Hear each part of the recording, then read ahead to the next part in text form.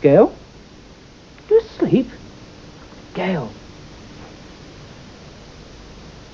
I don't know what to do. She's fast asleep. Looks a bit unhappy there. Wonder who she's dreaming about. Gail?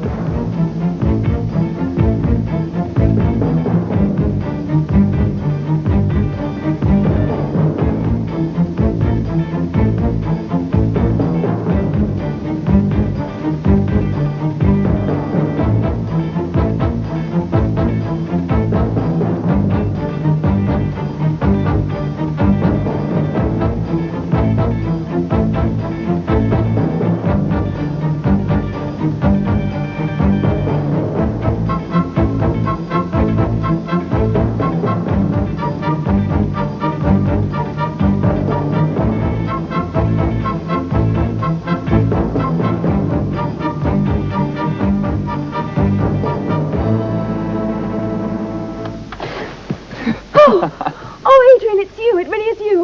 Well, I know that. Oh, Adrian, I had the most awful dream. Serves you right for sleeping on the job. I'm still not sure if this is real or not. I mean, I might still be dreaming. Why do we dream? Too many bedclothes. That's what causes dreams. Too hot, too unhealthy. Fresh air. That's what you want. Windows wide open at night. Food. There's another thing. Too much rich food, very bad for you. Gives you nightmares. Never eat before bedtime. Do what I do. Starve yourself and sleep without any blankets in a howling gale. That'll soon get rid of all your bad dreams. Like this.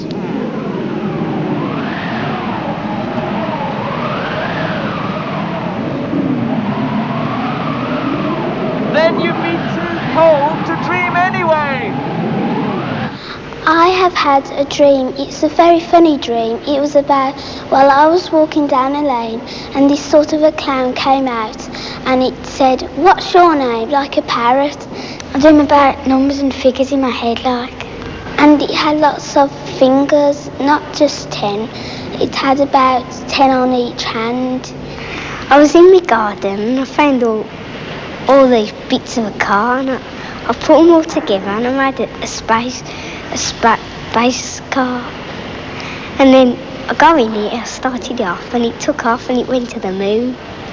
I dream about I'm canoeing down a big mountain and the boat upturns and my head gets stuck between two rocks and I can't get my head out. I dream about I'm underwater at the swimming baths and somebody jumps on top of me like. Then it disappeared, then two clowns came out.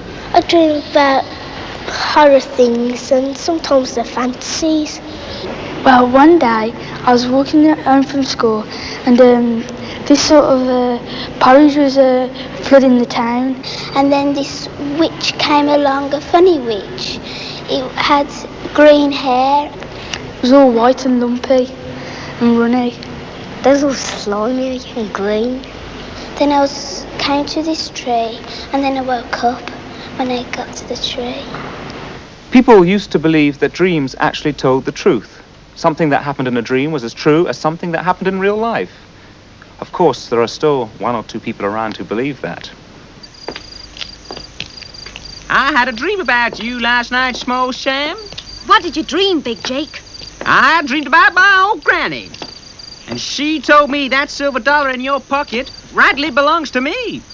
But it don't, Big Jake. It's mine. Dreams never lie, Small Sam. Hand it over. Oh, shucks. And then she told me you've been stealing my chewing tobacco. I never did. Dreams never lie, Small Sam. Hand it over. Shucks. And then she told me, hey, where you going, Small Sam? I'm going to the bunkhouse, Big Jake, and just you wait and see what I dream up about you.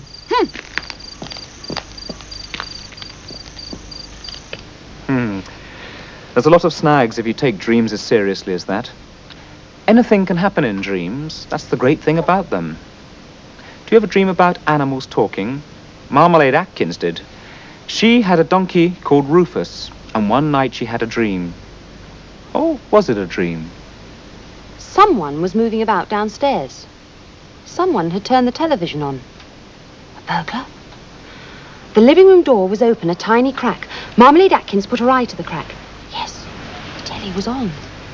Green, black, red, flashes of brown. Horses. It must be the horse of the year show. And sitting watching it, slumped in the middle of the sofa, was the burglar. Most of the burglar was hidden by the high back of sofa, but the bits that Marmalade could see looked very strange indeed. The burglar seemed to be wearing a flat check cap, very like one that Marmalade's father had, and underneath the cap some sort of reddish woolly thing like a balaclava helmet. It had ears. Long ears. Long ears that stuck straight up in the air like a donkey's ears. Marmalade paused and held her breath, and over the sound of the television she heard a wheezy creaking sound, well, halfway between a chuckle and somebody sitting on a set of bagpipes. Then a hoarse voice, like a voice that hadn't been used for years, said, "Daft horse." Marmalade opened the door wide and stepped in. The burglar turned. "Evening, Marmalade Atkins." It was Rufus. Rufus did not seem in the least shy about being caught lolling on the sofa. He seemed perfectly at home. He nodded amiably at Marmalade and gestured with his hoof at the bag of apples by his side. Marmalade took one without thinking and started eating it. "That's me go," said Rufus, and turned back to the TV. Marmalade decided to assert herself. "Now look here, Rufus, I'm not your girl, you're my donkey. Who do you think you are, coming here and rolling your great hairy body on our sofa and eating our apples and watching our television and wearing my father's hat? You look daft in it. And talking, donkeys don't talk. Don't you know that? And, well, generally carrying on as if you own the place. It simply won't do. What's your game?" Rufus spat an apple pip into the fire. "Do own the place, cheeky monkey." Marmalade was enraged. She didn't seem to be impressing him at all. "What do you mean you own the place? My father paid a lot of money for it." "Don't mean a thing to me, Marmalade. I was here before he was." Right, right. You came with the farm, you did. He bought you with it. He bought you for me, so you're my donkey, see? Got it? Eh? Rufus turned his head slowly and looked at Marmalade as she stood there in her nightie, all red in the face and stamping her foot. Marmalade began to feel rather silly and stopped stamping. "I'm my own donkey. Always was, always will be." There you are, if you want to know what happens. Maybe she was walking in her sleep. I walk in my sleep, you know. Do you? Hmm? What sort of things do you do? Go on, tell me. I don't know. I mean, if I knew, I wouldn't be asleep, would I?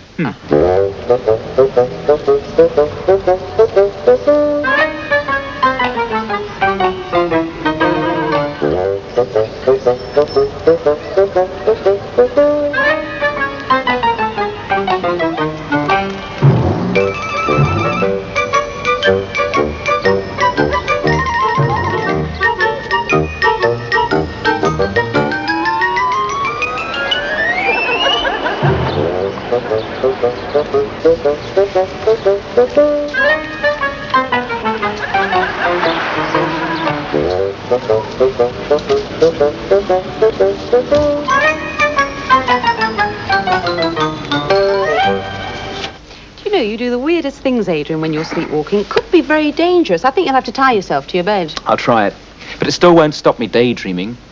I find I'm constantly dreaming off, even while people are talking to me. I know you do. But then, doesn't everybody? I mean, I do. But can you tell what I'm daydreaming about? Well, only when you start acting the part. What do you mean? Well, sometimes you do this. What are you dreaming about, You do the same. Sometimes you do this. You go... What are you dreaming about? Yeah? My dog has daydreams. I lie all day like a fur log, one eye half open, one ear half cocked, for that half-heard word that might be spoken, and trigger me off like a flash, like walk or dinner.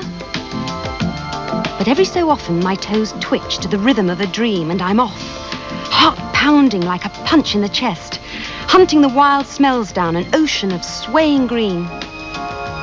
You may see my tail twitch in my sleep, but you cannot imagine me hurtling through hedges and tearing through turf. You hear my dream whimper, but ears cannot capture my masterful bay as I float over fields, bouncing and flowing, the young king of the wild country. All you see is an old dog, sleeping by the fire.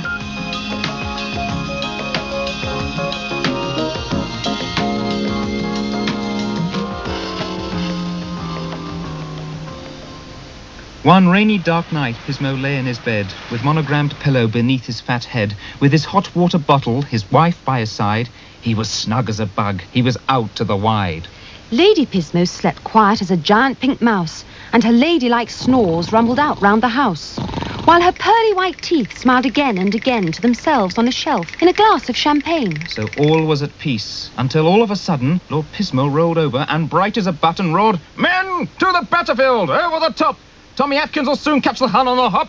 Lady P gave a yelp and the dog gave a whine as the dreaming Lord P led his men down the line. "Fix bayonets, me hearties, and charge! Now we've got 'em!" And he poked his poor lady quite hard in the bottom. The lady screamed Murder! and fell out of her bed, and the glass with her teeth in fell right on her head, and the false teeth themselves hurtled out, opened wide, and gave Pismo a bite on his ample backside. "They've attacked us with dogs, I give in! It's all up!" moaned the cowardly Pismo. "Please call off your pup.